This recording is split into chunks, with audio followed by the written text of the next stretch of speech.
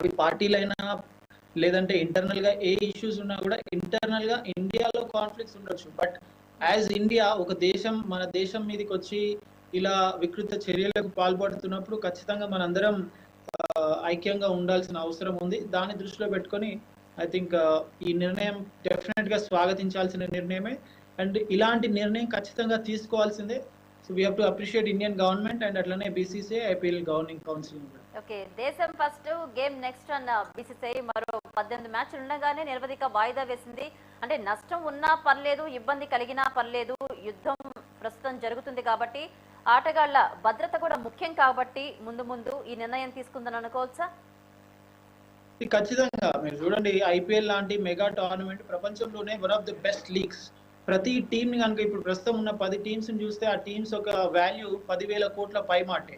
And IPL మొత్తం ప్రతి season లో ఈ 70 to 75 డేస్ లో కొన్ని లక్షల కోట్లు బిజినెస్ జరుగుతుంటుంది ప్రపంచం మొత్తంలో. ఐపీఎల్ జరుగుతుంది ఇండియాలో అయినా కూడా ప్రపంచం మొత్తం కొన్ని లక్షల కోట్ల బిజినెస్. అది బ్రాడ్కాస్టింగ్ విషయంలో కావచ్చు, ఎండార్స్మెంట్స్ కావచ్చు, యాడ్స్ కావచ్చు, లేదంటే ఇంకా అన్ని రకాలుగా ఏ రకంగా చూసినా కూడా దీని మీద ఆధారపడి డైరెక్ట్ గా ఇండైరెక్ట్ గా ఒక 1,00,000 కోట్ల బిజినెస్ జరుగుతుంది. అండ్ మోర్ ఇంపార్టెంట్లీ ఇండియన్ ఎకానమీకి ఒక 3 to 5% కాంట్రిబ్యూట్ చేస్తుంది ఐపీఎల్.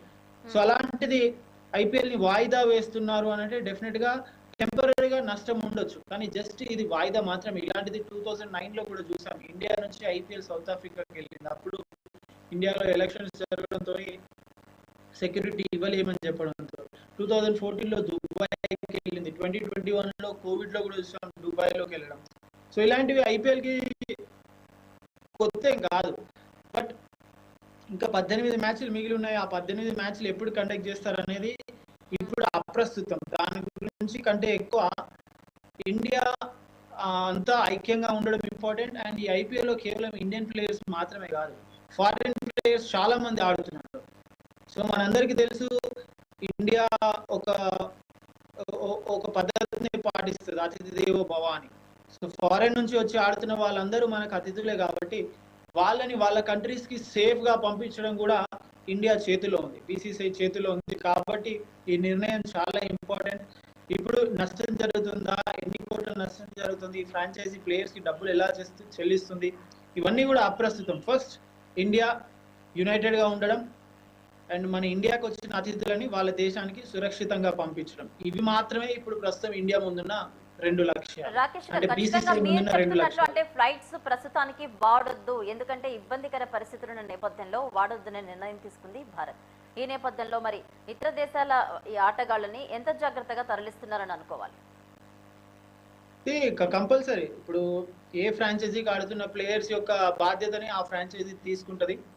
అండ్ దానికి సంబంధించి ఐపీఎల్ గవర్నింగ్ కౌన్సిల్ కూడా proper indications, proper rules, proper set of things ఇస్తుంటది. అంటే ఎలా పంపించాలి, ఏం చేయాలి, ఏం మాట్లాడాలి, ఇవన్నీ కూడా ఒక సిస్టమాటిక్ వేలో, కార్పొరేట్ సిస్టమ్ కాబట్టి సిస్టమాటిక్ వేలో ఉంటుంది. దాంట్లో ఎలాంటి సమస్య ఉండదు. మనము వాళ్ళని డబ్బు ఎలా ఇస్తారు, డబ్బు ఎంత చెల్లిస్తారు, మొత్తం ఇస్తారా, తక్కువ ఇస్తారా అని అంటే ఫస్ట్ ఆఫ్ ఆల్ మన మీద అటాక్ జరిగి మనం బ్రతికుండాలి కదా వాటన్నిటి గురించి మాట్లాడడానికి. సో ప్రాణాలు ఇంపార్టెంట్, ఐక్యంగా ఉండడం ఇంపార్టెంట్. డెఫినెట్ గా ఏ ఫ్రాంచైజీకి ఎవరెవరైతే ఫారిన్ ప్లేయర్స్ ఆడుతున్నారో వాళ్ళు ఆ ఫ్రాంచైజీ టీమ్ ఆ ప్లేయర్స్ యొక్క బాగోగుల గురించి ఆ ప్లేయర్స్ ని వాళ్ళ దేశాలకు పంపించడానికి కావాల్సిన జాగ్రత్తలు, కావాల్సిన అరేంజ్మెంట్స్ అన్ని కూడా ఆ పర్టికులర్ ఫ్రాంచైజీ తీసుకుంటది. బట్ బీసీసీఐ డెఫినెట్ గా వాళ్ళకి హెల్ప్ చేస్తుంది, గైడ్ లైన్స్ ఇస్తుంటది. అండ్ దానికి తోడు ఐపీఎల్ గవర్నింగ్ కౌన్సిల్ కూడా గైడ్ లైన్స్ ఇస్తూనే ఉంటుంది. అంటే రాకేష్ గారు, ఇప్పుడు 1 వీక్ తర్వాత అయినా మ్యాచ్ నిర్వహించే అవకాశం ఉందా? ఎందుకంటే అధిక ధర మొత్తం పలికిన ఆటగాళ్లకు సంబంధించి అంటే ఎంతో కొంత చెల్లించాలి నేపథ్యంలో మరి బీసీసీఐకి కొంచెం నష్టం వాటిల్లే అవకాశం ఉంది కదా. సో అలా ఏమన్నా ఆలోచించే అవకాశాలు ఉందా?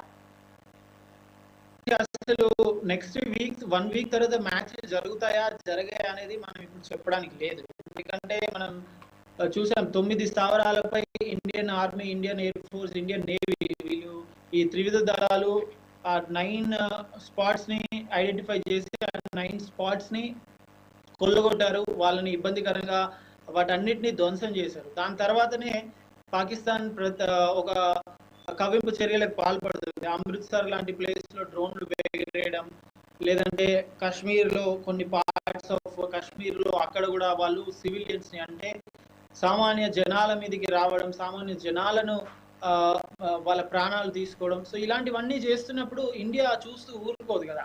సో ఇలాంటి టైంలో మరి వార్ ఇంకొంచెం అగ్రెసివ్గా ఉంటుందా, లేదంటే పాకిస్తాన్ తలొగ్గి వెనక్కి తగ్గి వేరే కంట్రీస్ కూడా ముందుకొచ్చి ఈ వార్ జరగొద్దు అని పాకిస్తాన్ని చెప్తే వాళ్ళు వింటారా, లేదంటే ఇండియా మాత్రం ఎట్టి పరిస్థితుల్లో వార్ని ఆపేదే లేదు, వెనక్కి తగ్గేదే లేదు, పాకిస్తాన్ ఇలాంటి ఒక్క అడుగు ముందేస్తే మేము 4 అడుగులు ముందేస్తాం అన్న విధంగా ఉంది.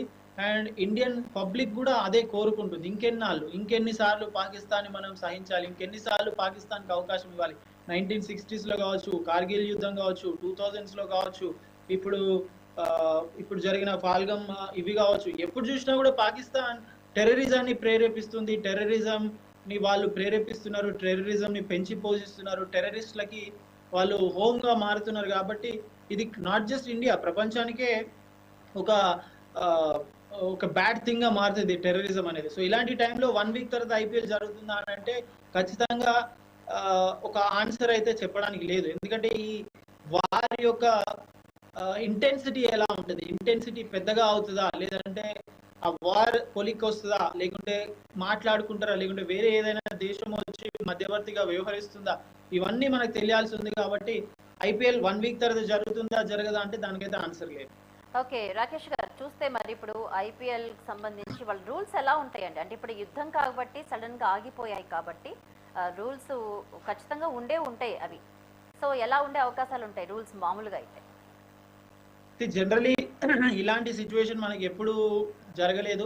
కాకపోతే రీసెంట్ గా 2021 ఆ టైంలో ఐపీఎల్ జరుగుతున్నప్పుడు, కోవిడ్ టైంలో దుబాయ్లో జరుగుతున్నప్పుడు ప్లేయర్స్ కి కోవిడ్ వచ్చింది అన్నప్పుడు ఐపీఎల్ ని వాయిదా వేశారు. సెకండ్ ఫేజ్ లో మళ్ళీ ఐపీఎల్ ని కండక్ట్ చేశారు. సో ఆ సీజన్ ఆఫ్ ఐపీఎల్ ని 2 phases లో కండక్ట్ చేశారు. అప్పుడు అది almost half of the IPL అలా జరిగింది. బట్ ఇప్పుడు చూస్తే సిచ్యువేషన్ అలా లేదు. ఆల్మోస్ట్ 70% ఆఫ్ ద ఐపీఎల్ పూర్తయింది.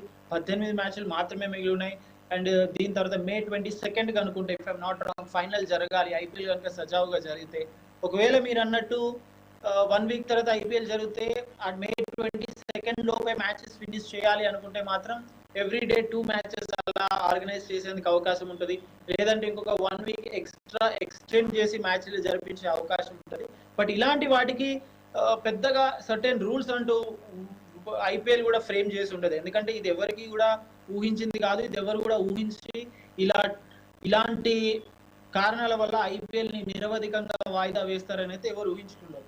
కానీ ఇందాక మనం మాట్లాడుతున్నట్టు ముందు దీనివల్ల ఐపీఎల్ కి నష్టం అయితే ఉంటుంది. కాబట్టి ఈ యుద్ధం అనేది ఒక కొలిక్కి వచ్చిన తర్వాత ఈ మిగతా 18 మ్యాచ్లను, లేదంటే గవర్నమెంట్ ఎలాంటి ఆర్డర్స్ పాస్ చేస్తుంది, గవర్నమెంట్ బీసీసీఐ అఫీషియల్స్ తో, ఐపీఎల్ గవర్నింగ్ అఫీషియల్స్ తో మాట్లాడి సిచ్యువేషన్ ఎలా ఉంది, ఓకే మీరు ఐపీఎల్ ని కండక్ట్ చేసుకోవచ్చు అని చెప్తే ఖచ్చితంగా కండక్ట్ చేస్తారు. కానీ ఇప్పుడు ప్రస్తుతం చూస్తే 1 వీక్ ఐపీఎల్ ని పోస్ట్పోన్ చేశారు. కాబట్టి దీని తర్వాత ఒకవేళ ఫర్ ఎగ్జాంపుల్ మీరు ఇందాక అన్నట్టు దుబాయ్కి షిఫ్ట్ అవుతుందన్నా కూడా దుబాయ్కి షిఫ్ట్ చేయడం అంత ఈజీ కాదండి.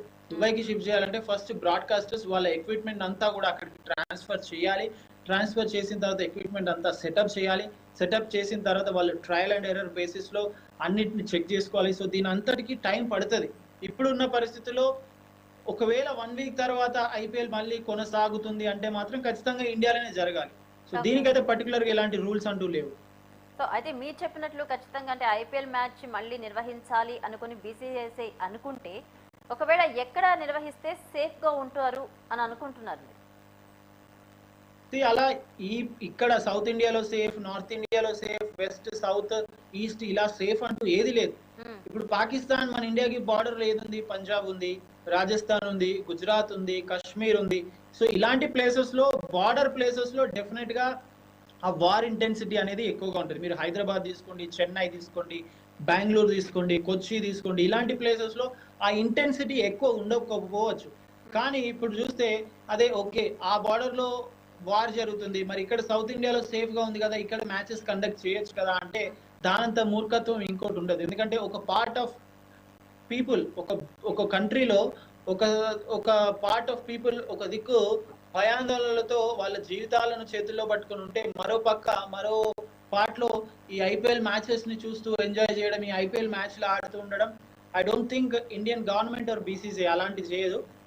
ఈ వార్ ఒక కొలిక్ వచ్చిన తర్వాత ఎక్కడెక్కడైతే మ్యాచ్లు జరగాలో అక్కడక్కడ జరిపిస్తారు. లేదు వార్ కొలిక్ వచ్చినాక కూడా పంజాబ్ లాంటి ప్లేసెస్, రాజస్థాన్ కావచ్చు, గుజరాత్ లాంటి ప్లేసెస్ లో స్టిల్ మనం రిస్క్ తీసుకోవడం ఎందుకు అని అనుకున్నప్పుడు అక్కడ జరగాల్సిన మ్యాచ్లను షిఫ్ట్ చేయొచ్చు. కానీ అది ఎప్పుడు కేవలం కొన్ని అంత స్టేడియాల్లో చర్చలు కూడా బాగా బాంబు జరిగిన బెదిరింపులు తర్వాత వచ్చిన సందర్భాలు చూసాం కదా మనం ఈ కొన్ని రోజుల్లో. ఏంటంటే నాకు వినిపించలేదు.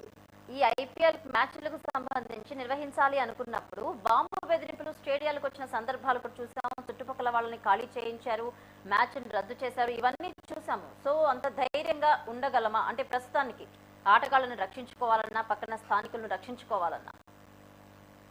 అందుకనే మీరు నిన్నటి మ్యాచ్ చూస్తే మనం ఫస్ట్ చాలా మంది ఫ్లడ్ లైట్స్ కారణంగా మ్యాచ్ ఆగిపోయింది అనుకున్నాం. కానీ అది రీజన్ కాదు. స్టేడియం బయట చాలా మంది నినాదాలు చేస్తూ ఉండడంతో ఇది సేఫ్ కాదు, ఇక్కడ ఏదైనా జరగచ్చు అని చెప్పి అక్కడి అఫీషియల్స్ లోపల ఉన్న స్టేడియంలో మ్యాచ్ కండక్ట్ చేస్తున్న వాళ్ళకి చెప్పడంతో వాళ్ళు మ్యాచ్ ని ఆపేశారు, లైట్లు ఆఫ్ చేశారు, పబ్లిక్ ని బయటకు పంపించారు, ప్లేయర్స్ ని సేఫ్ గా హోటల్స్ కి పంపించారు.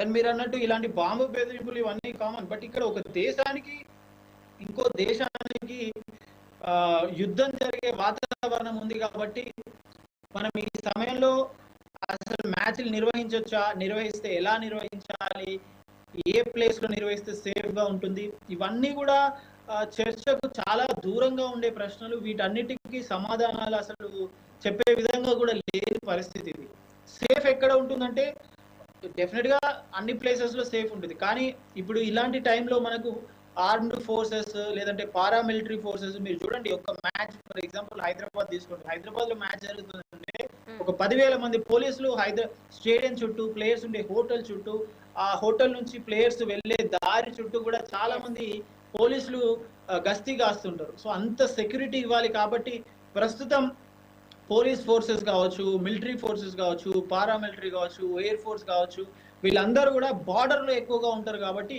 మ్యాచ్లు నిర్వహించి సెక్యూరిటీ ఇవ్వడానికి చాలా కష్టంగా మారుతుంది.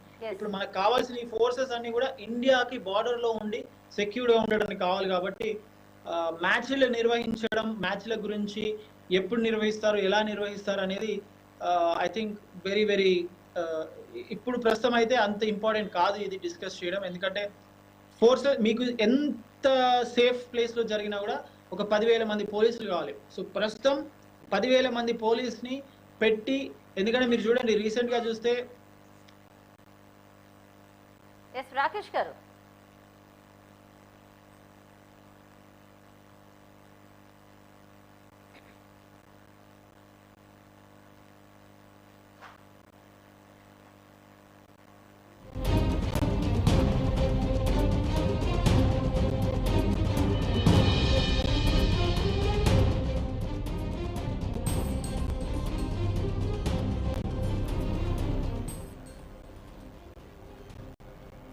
ఏడాది ఐపీఎల్ నిరవధిక వాయిదా వేస్తూ బీసీసీఐ కీలక నిర్ణయం తీసుకుంది. పాక్ భారత్ ఉద్రిక్తత నేపథ్యంలోనే బీసీసీఐ నిర్ణయం తీసుకుంది.